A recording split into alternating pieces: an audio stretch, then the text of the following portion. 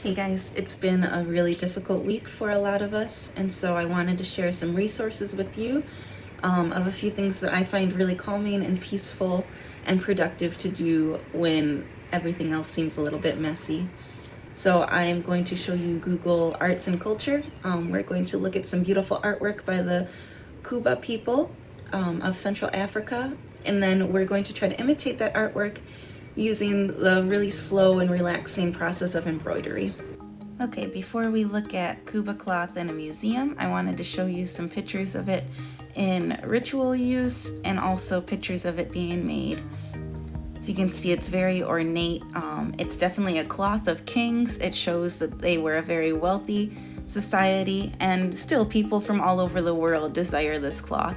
So the men weave it together on a loom, and then the women do all the surface decorating.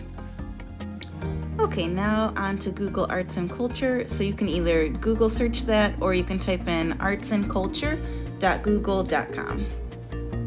What you're seeing is the front page, and so Google curates all these different images and collections,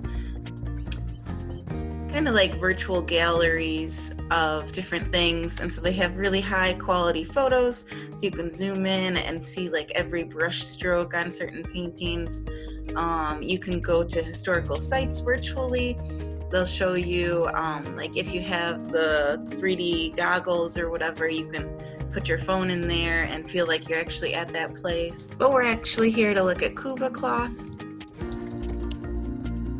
I'll type that right in, hit search. And so then there's like an online exhibit happening of the fabric of Africa, which would show me a lot of examples, I'm sure. But I'm going to keep going and look at what other items pop up.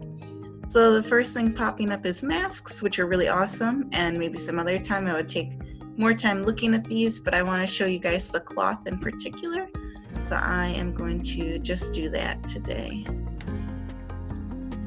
Okay, once you click on an image, you can scroll down and see what museum it is in and what it's made out of and all that sort of information.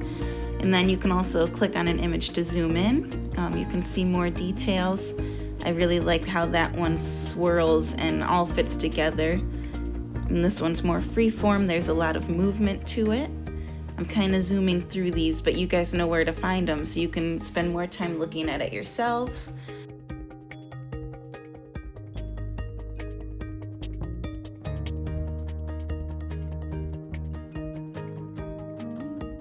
Okay, now to get ready to embroider.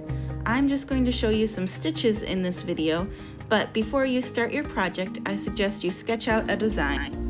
And then you can use these stitches to complete your design on whatever fabric you choose. Okay, to start embroidering, you're going to need a piece of cloth, a needle, and some thread. So you see I already have an old pair of jeans in this embroidery hoop.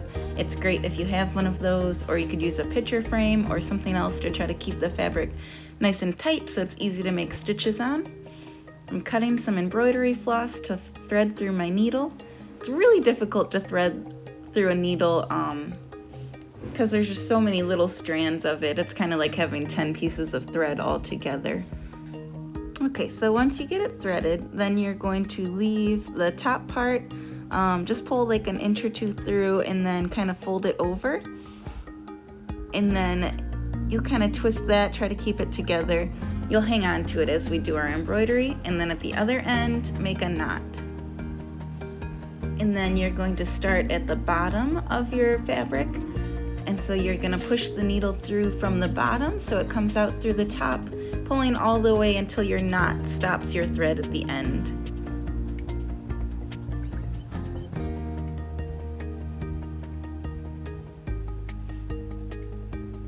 Make sure to hang on to the top part of the thread near the needle where it's not tied.